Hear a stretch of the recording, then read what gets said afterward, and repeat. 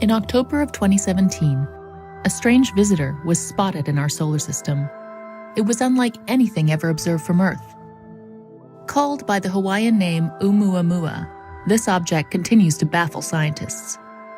For one, its brightness varied greatly every 8 hours, suggesting that it was shaped either like a very long cigar or else a massive pancake.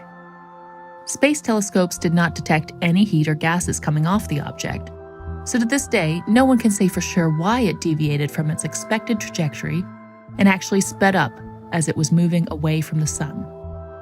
For Harvard professor Avi Loeb, the most logical explanation is also the most controversial. He believes ʻOumuamua was made by aliens.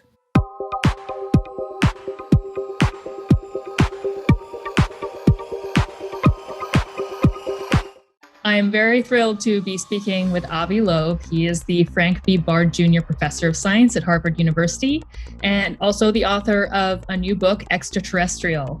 Thank you so much for joining us. Thanks for having me. So, Extraterrestrial focuses on the first interstellar object that we've ever detected in our solar system, called ʻOumuamua. I remember when this was discovered, it was so exciting back in October 2017.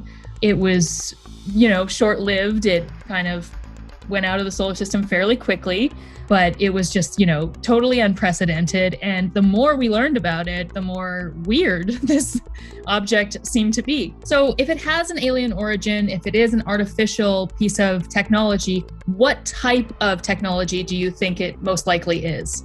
Well, we don't really know because we don't have enough evidence. Perhaps it's one point in a grid of objects that are similar to it that are placed in interstellar space for navigation purposes, to give you your coordinates when you're moving through interstellar space.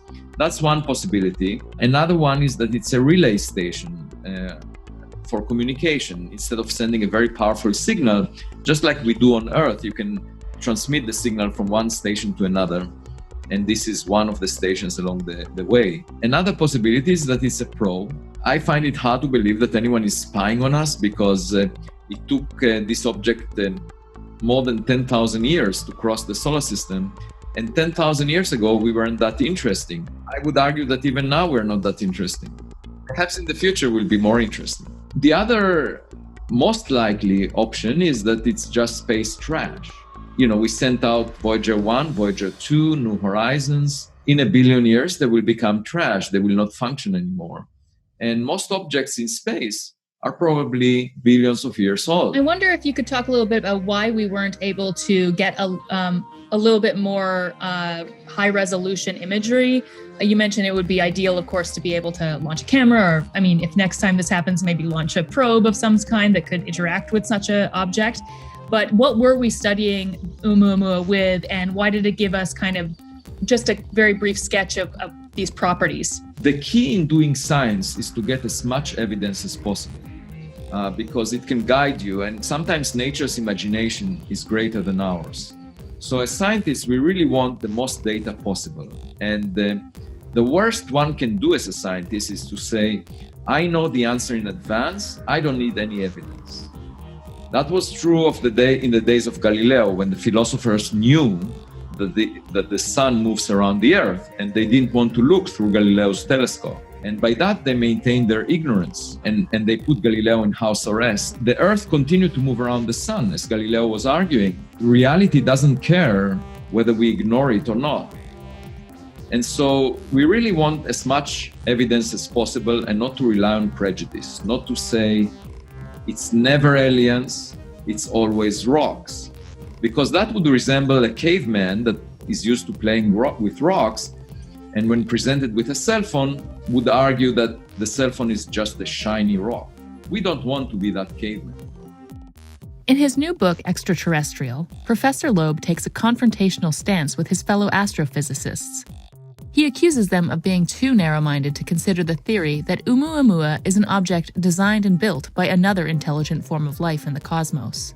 I should mention an anecdote that there was a seminar at Harvard about ʻOumuamua, and when I left the room with a colleague of mine that worked on solar system rocks for decades, that colleague said, ʻOumuamua is so weird, I wish it never existed. which to me was appalling, because actually the fun in doing science, just as I still want to maintain my childhood curiosity in doing science. So the biggest fun is actually in finding something new, in getting something that doesn't quite line up with what you expected. That's the experience that makes science worth doing. It's not to glorify ourselves, to show science is not a sandbox in which we demonstrate that we are smart, which is pretty much what most of my colleagues are using science for, in order to get honors and awards, and they line up with whatever other people say, so that people on selection committees will choose them, give them support, and so forth. That's not what science is about. It's not about the number of likes on Twitter, about getting support from our colleagues. It's about understanding nature. Coming back to your question about Oumuamua itself, it was just a few hundred feet, or 100, 200 meters in size. And at the distance that it was at, a fraction of the Earth-Sun separation, even our best telescopes cannot resolve it. So we couldn't really say what it looks like, other than it's a dot of light with a variable brightness, because the object is tumbling and reflecting sunlight with a varying area projected on the sky. And we could model that and infer that it's most likely flat. But beyond that, we don't know anything. What has been the counter argument from your colleagues who believe it has a natural origin? What do they think that it is that would satisfy all of the kind of odd characteristics you've described here?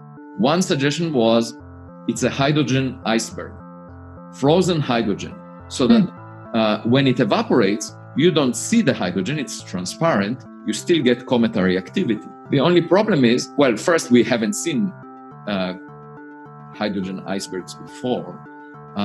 We don't know if it's possible to produce them in molecular clouds. But the biggest problem is they would evaporate very quickly along their journey by absorbing starlight. This is not a viable proposal, because such objects would evaporate at the size scale of Oumuamua. Another proposal was a dust bunny, the kind of thing you find at a household, except the size of a football field. A collection of dust particles 100 times less dense than air. So it's porous enough that the reflection of sunlight will push it, because it has a large area for its weight. The problem with that is, imagine a cloud that is 100 times less dense than air, so less dense than the steam coming off a boiling pot, by a factor of 100. And imagine that the size of a football field, and tumbling over 8 hours and going through interstellar space for millions of years. I have a hard time believing that such a thing would survive the journey, that it would be a stable enough structure to hold on to itself. So when people say in the mainstream, they say, I don't care about the details, it's probably natural, and just ask the experts. Well, we asked the experts, that's the idea, these are the ideas they came up with. It's always associated with something that we have never seen before. And I say, if it's nothing that we have seen before, why not contemplate an artificial origin? At least it should be put on the table. However, the mainstream community says, no, it should not be discussed. This is ridiculous. We should not even consider that possibility. And when you don't consider possibilities, you will never discover them. It's a self-fulfilling prophecy. And given the significance of discovering relics of another civilization, that would indicate that we are not the smartest kid on the block, I think it's our obligation to entertain these possibilities. In his book, Professor Loeb challenges us to accept what he calls Oumuamua's wager. The idea of this wager is that instead of just dismissing it as a weird space rock, science is better served by accepting his theory that Oumuamua is a piece of alien technology that visited our solar system. Even if we can't prove it right now, by acting like it's true, we will be better prepared to study other interstellar objects that enter the solar system. What are some of the broader implications of taking Oumuamua's wager? Because I did think that was a very interesting part of the book. And beyond just the fact that it has relevance to this object, how do you think taking that wager affects the entire search for an extraterrestrial intelligence? After decades of studying astronomy, the one message I very frequently get from the sky is stay modest. Because, we sit on a planet that is one of 10 to the power 20 habitable planets within the observable volume of the universe. It's more than the number of grains of sand on all beaches on Earth. We live only for 100 years, which is 1 part in 100 million of the age of the universe. How can we be arrogant? That's really ridiculous. And why should we have the ambition to feel superior relative to other people? The faults of human history, racism, it's completely ridiculous in the big scheme of things, judging a person by the color of their skin. Humans are clearly not showing intelligence. That's one reason I look for intelligence in the sky, because I don't find it here on Earth. That's also another reason to search for alien civilizations, because we can learn from them. If they are more advanced than we are, we can get answers to questions for which we don't have an answer right now. And that would save us time. We can also learn about technologies that would take us 1 million years to develop. They already developed them. So it might feel like cheating in an exam, looking over the shoulder of the student next to you. But if you save 1 million years in doing so, it's worth it. And the other thing is that we might find the civilizations that are dead, and we can figure out why and get our act together so that we don't share the same fate. So it's sort of a history lesson as well. Almost like a alien archaeology kind of thing. That's what I first thought of with ʻOumuamua, and your hypothesis on it is that if this is a relic of a long dead civilization, that's very sad, but also has its own instruction as well. Exactly. And we looked for radio signals from space for many decades, and that is equivalent to speaking on the phone. You need the counterpart to be alive to have a conversation. But if you find a letter in the mail, if USPS is very slow, the person who sent the letter might not be alive anymore. And that offers a great advantage in the sense that you can go back in time. So when we get the trash in space from a civilization that existed billions of years ago, they don't need to be alive at the time that we find it. And we basically sum up over the entire history of the Milky Way galaxy in terms of civilizations. Most stars formed before the sun. The sun is a relative latecomer, so we might find evidence for those old civilizations that existed that are not around anymore by simply checking every object that enters into our backyard from outside the solar system. We don't need to make the journey. The object made that journey for us over a long period of time.